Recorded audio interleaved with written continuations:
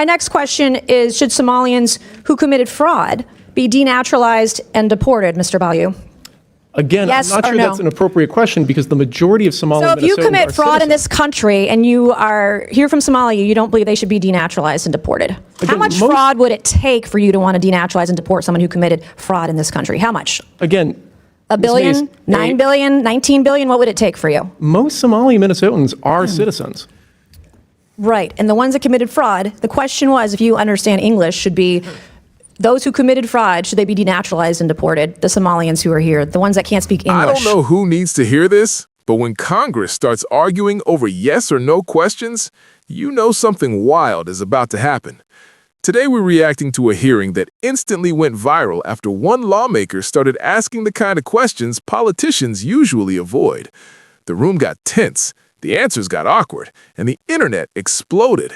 If you care about accountability and where your tax dollars go, you need to watch this breakdown. Smash the like button, subscribe to KRIS Reacts, and stick around because the final takeaway explains why this moment matters way more than people think. Thank you. As I listen to the witnesses answer questions today, I'm struck by the truly breathtaking amount of fraud, the scope and scale perpetrated against the American people by Somalians in Minnesota.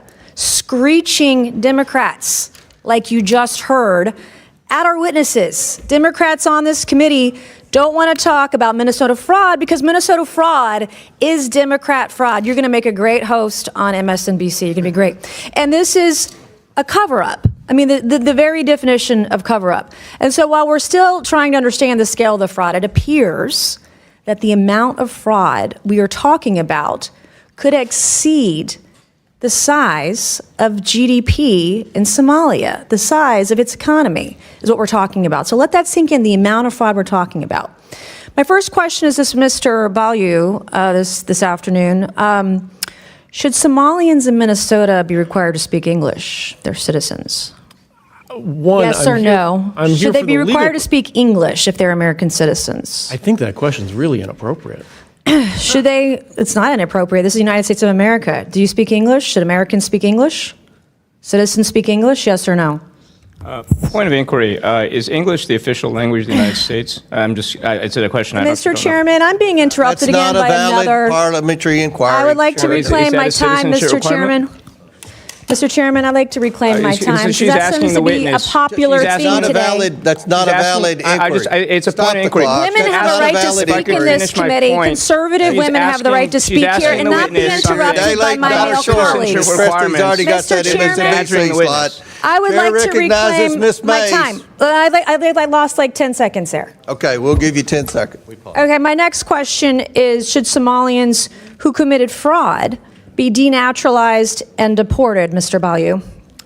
Again, Yes I'm not or sure no? that's an appropriate question because the majority of Somali So if you Minnesotans commit are fraud in citizens. this country and you are here from Somalia, you don't believe they should be denaturalized and deported. How Again, much most- fraud would it take for you to want to denaturalize and deport someone who committed fraud in this country? How much? Again, A Mace, billion? 9 billion? 19 billion? What would it take for you? most Somali Minnesotans are citizens.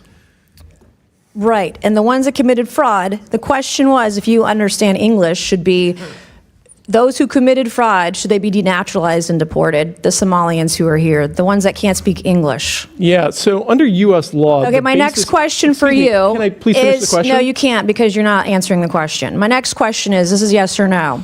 If you marry your brother and you commit immigration fraud, should you be denaturalized and deported?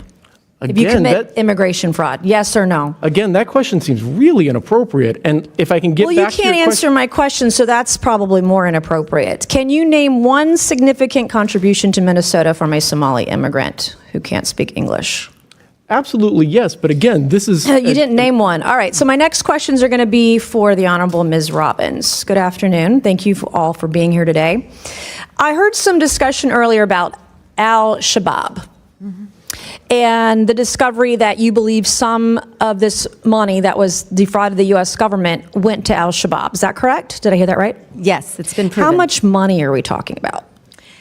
You know, we don't have an amount. So there's been specific cases where it's been charged where we have an amount, but then of the millions that go to Somali over the years in remittances, a portion of that we understand is taken as sort of a tax or corruption by al-Shabaab when it enters the country. Can you explain to us who al-Shabaab is? It's a terrorist organization in Somalia. And they're affiliated with Al-Qaeda, is that right? My understanding is they are. I am on the DNI website where it tells me that since 2014, al-Shabaab has killed more U.S. citizens than any other al-Qaeda affiliate.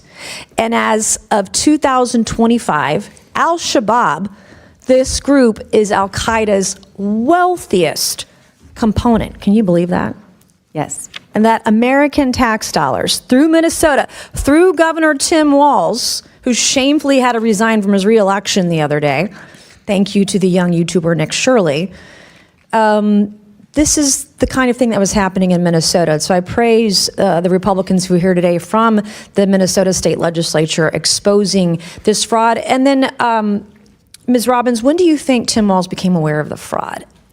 I think he's been aware of it since the beginning. This was a huge issue in our state in the year he ran for governor, and the OLA reports came out, first identifying the child care fraud in March and April of 2019 when he was in the first months of his term. Was Keith Ellison in on it too, knowledgeable, the Catholic turned Muslim guy in Minnesota? Yes, they were all newly in office, and this was very public knowledge in Minnesota. What role do you think Tim Walz and Keith Ellison played, his administration, in delaying investigations into the fraud? So I've outlined several things where they stopped our ability to strengthen internal controls, and they also shut down the criminal investigations by the OIG and DHS. Thank you, Mr. Chairman. I yield back. I do have two articles, Mr. Chairman, that I would like to ask unanimous consent. This one on foxnews.com, Minnesota fraud probe will expand to other states. And then on house.gov, legislators blast DHS for revelations it had contracts with feeding our future. What is going on, Patriots? Welcome back to KRIS Reacts. Today, we're breaking down a congressional hearing moment that turned into political fireworks in real time. This hearing focused on fraud investigations and government oversight. Now, let's be honest, hearings usually move slow and sound boring, but every once in a while, someone asks blunt questions and the entire tone of the room changes. That is exactly what happened here. One of the biggest themes was accountability for fraud involving government programs. During the pandemic, trillions of dollars were rushed out to help families and businesses. That speed helped people, but it also opened the door for massive fraud schemes across the country. Investigations have shown billions lost to scams, fake companies, and misuse of taxpayer funds. And this is where the tension started building. The questions became direct and simple. Should fraud have serious consequences? Should people who break immigration laws face penalties? These sound like straightforward questions to most Americans, but in the hearing, the answers became complicated fast. Here's why this matters. Americans expect fairness.